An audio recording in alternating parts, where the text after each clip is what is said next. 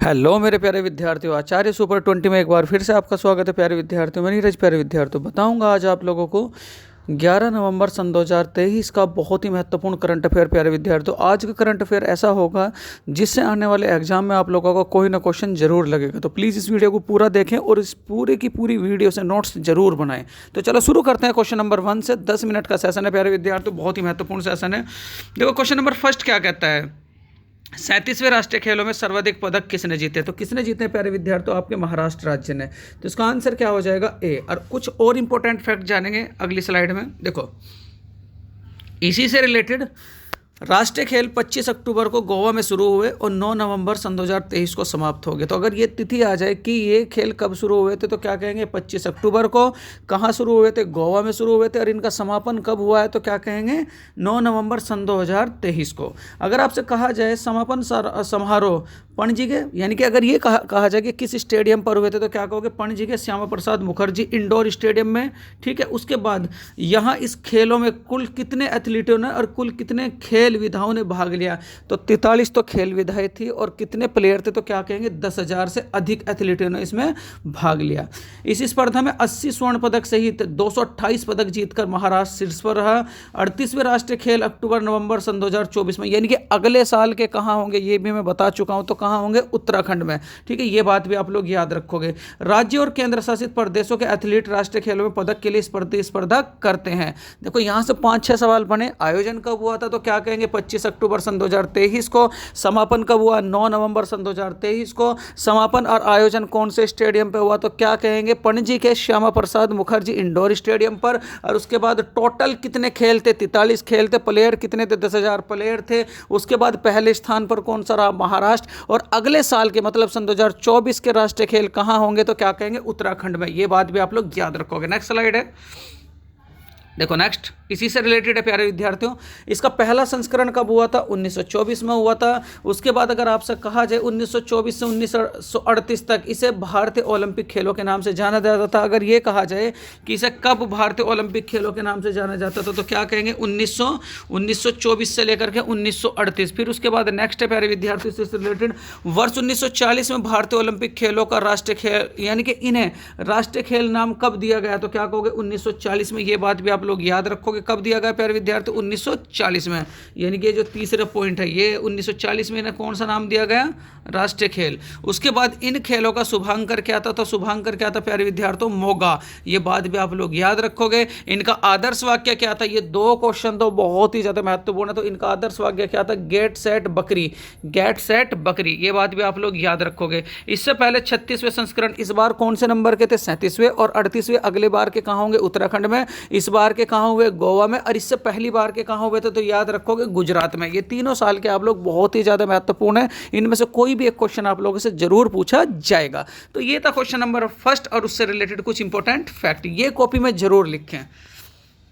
देखो ये आप लोगों के टॉप रैंकिंग है। महाराष्ट्र हमारा पहले स्थान पर रहा है, उसने स्वर्ण पदक 80 जीते हैं, चांदी में 69 और पीतल कितने जीते हैं, 79। और कुल कितने पदक जीते हैं, 228। नंबर 2 पे रहा है सेवा खेल नियंत्रण बोर्ड, उसने सोना कितना जीता है, 66। चांदी कितना जीता है, 27। पीतल कितना जीता है, 33। और कुल कितने पदक जीते हैं, 126। ये बात भी आप लोग याद रखेंगे। नेक्स्ट है क्यूएस एशिया यूनिवर्सिटी रैंकिंग सन 2024 में एशिया में आईआईटी बॉम्बे को कौन सा स्थान मिला है प्यारे विद्यार्थियों। बहुत ही प्यारा सा सवाल है। तो कौन सा स्थान मिला है, 40वां स्थान। तो इसका आंसर क्या हो जाएगा, बी। आईआईटी बॉम्बे को कौन सा स्थान मिला है, 40वां स्थान। ठीक, तो इसका आंसर क्या हो जाएगा, ऑप्शन नंबर बी। नेक्स्ट देखो कुछ और इंपॉर्टेंट फैक्ट है। कोवा कवेरेलिस साइमंड्स ने 8 नवंबर को क्यूएस एशिया यूनिवर्सिटी रैंकिंग सन 2024 जारी की। कब जारी की, 8 नवंबर को। अगर इसकी मैं बात करूं, भारत के 2 संस्थान शामिल किए गए हैं, एक तो आईआईटी बॉम्बे और दूसरा आईआईटी दिल्ली। जो आईआईटी बॉम्बे है वो 40वें स्थान पर रहा है और जो आईआईटी दिल्ली है वो 50वें स्थान पर रहा है। आईआईटी बॉम्बे ने भारत में शीर्ष स्थान हासिल किया, एशिया में भी 40वां स्थान हासिल किया। भारतीय संस्थानों में आईआईटी दिल्ली दूसरे स्थान पर रहा और कुल मिलाकर 40वीं रैंकिंग हासिल की। चीन की पेकिंग यूनिवर्सिटी यूनिवर्सिटी, अगर आपसे ये पूछ ले जाए पहले नंबर पर कहाँ की यूनिवर्सिटी रही तो क्या कहोगे? चीन की university.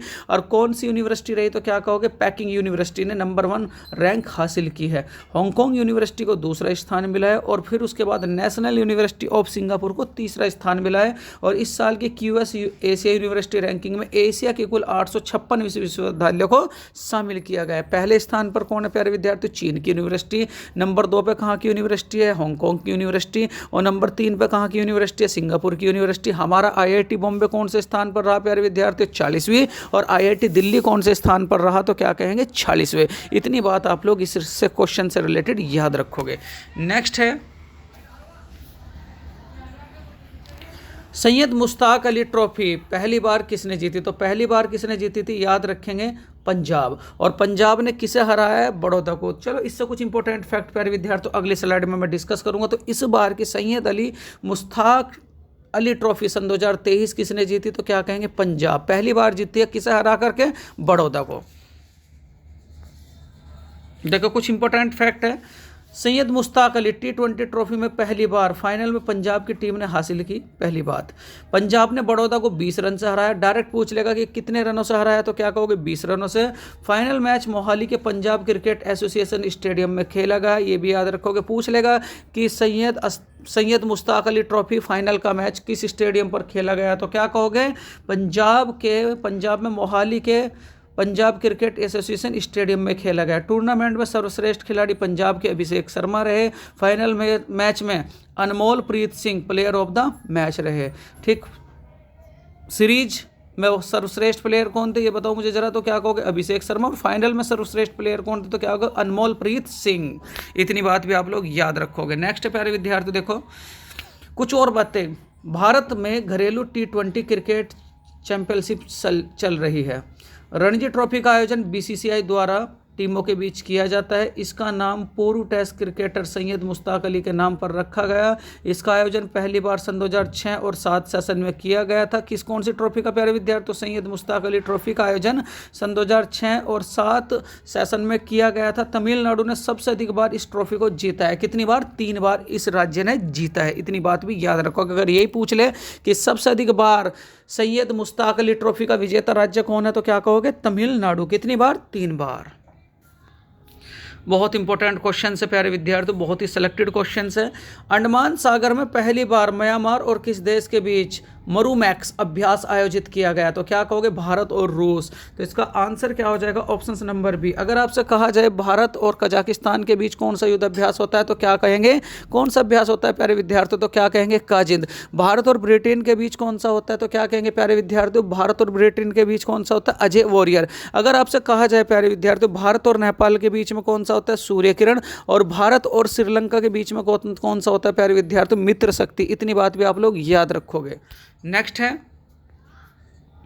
Question number 5। Antonio Costa किस देश के प्रधानमंत्री थे जिन्होंने हाल फिलहाल में अपने पद से इस्तीफा दे दिया? तो एंटोनियो कोस्टा कौन से देश के प्रधानमंत्री थे? अर्जेंटीना, पुर्तगाल के। तो इसका आंसर क्या हो जाएगा प्यारे विद्यार्थियों? सी। एंटोनियो कोस्टा कौन से देश के प्रधानमंत्री थे? पुर्तगाल के। तो इसका आंसर क्या लगाएंगे? Option number C. देखो कुछ पुर्तगाल के बारे में इंपॉर्टेंट फैक्ट जानेंगे क्या कि पुर्तगाल जो है यूरोप महाद्वीप में एक स्थित देश है। अगर आपसे यही कहा जाए कि पुर्तगाल कौन से महाद्वीप में है तो क्या कहेंगे आप लोग? यूरोप महाद्वीप में। और तो पुर्तगाल के फेमस खिलाड़ी कौन है प्यारे विद्यार्थी? तो क्या कहोगे? रोनाल्डो। फुटबॉल के एक प्लेयर है जो वर्ल्ड फेमस है, तो क्या उनका नाम क्या है? रोनाल्डो। तो रोनाल्डो भी किस देश के हैं तो क्या कहेंगे? पुर्तगाल के। पुर्तगाल की राजधानी क्या है? लिस्बन। उसके बाद पुर्तगाल नाविक वास्को डी गामा ने 1498 में भारत के लिए समुद्री मार्ग की खोज की थी। और भारत के कौन से तट पर उतरा था? कालीकट बंदर कहाँ पर उतरा था? उसका स्वागत किसने करा था? राजा जमोरिन ने। और उसे घुमाया किसने था प्यारे विद्यार्थी? तो ये भी बात आप लोग याद रखोगे। अब्दुल मुनीक पथ प्रदर्शक ने। ये भी बात आप लोग याद रखोगे। और वो यहाँ से क्या लेकर के गया था? काली मिर्च लेकर के गया था। कितने गुना दामों पर बिकी थी? तो क्या कहोगे? 60 गुना दामों पर ये बिकी थी। ठीक है। उसके बाद यह देश सर्वप्रथम कांच का उत्पादन करने वाला देश था, यानी कि सबसे अधिक कांच उत्पादन देश कौन सा है वर्ल्ड में? तो क्या कहोगे? पुर्तगाल। पुर्तगाल यूरोप में लिथियम का सबसे बड़ा उत्पादक है। बहुत इंपॉर्टेंट सवाल है। और भारत अभी प्यारे विद्यार्थी थ्योरियम में नंबर 1 देश बन चुका है। तो इतनी बात भी आप लोग याद रखोगे। चलो नेक्स्ट है क्वेश्चन नंबर 6 है। बिहार जाति सर्वेक्षण रिपोर्ट के अनुसार बिहार में कितने परिवार प्रति माह 26,000 से कम कमाते हैं, तो कितने परिवार 26,000 से कम कमाते हैं, तो क्या कहोगे 94 लाख। अगर आपसे कहा जाए इस यानी कि सर्वेक्षण में सबसे अधिक जाति कौन सी पाई गई है, तो क्या कहोगे यादव, और सबसे ज़्यादा धर्म कौन से लोगों का पाया गया, तो क्या कहेंगे हिंदू। इतनी बात भी आप लोग याद रखोगे। नेक्स्ट है, देखो बिहार के बारे में कुछ और बात बताऊं मैं। इसका गठन कब हुआ था, 22 मार्च 1912 में। राजधानी क्या है, पटना।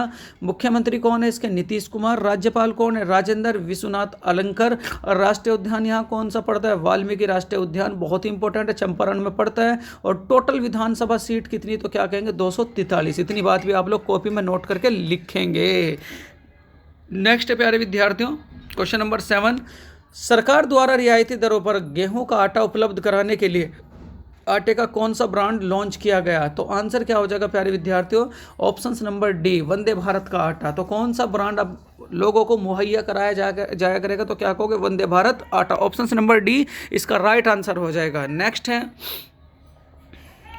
Question number 8। भारतीय सेना किस वर्ष से चीता और चेतक हेलीकॉप्टरों के बेड़ों को चरणबद्ध तरीके से खत्म करने पर विचार कर रही है, तो कब से प्यारे विद्यार्थियों, सन 2027। तो इसका आंसर क्या हो जाएगा बी, डायरेक्ट पूछ लेगा चीता क्या है, तो क्या कहोगे हेलीकॉप्टर। चेतक भी क्या है ये भी याद रखोगे, ये भी क्या है हेलीकॉप्टर। नेक्स्ट है प्यारे विद्यार्थियों क्वेश्चन नंबर 9। उत्तराखंड राज्य का 23वां स्थापना दिवस कब मनाया गया, तो क्या कहोगे 9 नवंबर। और कब से मनाया जा रहा है प्यारे विद्यार्थियों, 9 नवंबर सन 2023 से। भारत जो है, भारत का उत्तराखंड कौन सा यानी कि इस बार का कौन सा दिवस था, तो क्या कहोगे 23वां। इतनी बात भी आप लोग याद रखोगे। उत्तराखंड के बारे में कुछ बातें जान लेते हैं। इसका गठन कब हुआ था, 9 नवंबर सन 2000। कॉपी में लिखे प्यारे विद्यार्थियों। राजधानी क्या है इसकी, देहरादून। और दूसरी राजधानी क्या है, तो क्या कहोगे गैरसैंण। उसके बाद मुख्यमंत्री कौन है हाल फिलहाल के, पुष्कर सिंह धामी। राज्यपाल गुरमीत सिंह। विधानसभा सीट कितनी है, तो क्या कहोगे 70। विधान राज्यसभा कितनी सीट है, 3। और लोकसभा की कितनी सीट है, 5। इसमें राष्ट्रीय उद्यान कौन कौन से पड़ते हैं, राजाजी राष्ट्रीय उद्यान, गंगोत्री राष्ट्रीय उद्यान, गोविंद पशु विहार राष्ट्रीय उद्यान, जिम कार्बेट बहुत इंपॉर्टेंट प्यारे विद्यार्थियों, नंदा देवी राष्ट्रीय उद्यान। और फूलों की घाटी कहाँ पड़ती है, चमोली में। तो अगर आपसे ये डायरेक्ट पूछ लिया जाए कि फूलों की घाटी कहाँ पड़ती है, तो क्या कहेंगे चमोली में। ये बात भी आप लोग इस स्लाइड से याद रखेंगे। नेक्स्ट है क्वेश्चन नंबर 10 प्यारे विद्यार्थियों, आज का आखिरी सवाल है। राष्ट्रीय मानवाधिकार संस्थाओं का 14वां अंतर्राष्ट्रीय सम्मेलन किस देश में आयोजित किया गया है, बहुत ही इंपॉर्टेंट है। तो किस देश में आयोजित किया गया प्यारे विद्यार्थियों, डेनमार्क। तो इसका आंसर क्या हो जाएगा, ऑप्शन नंबर डी।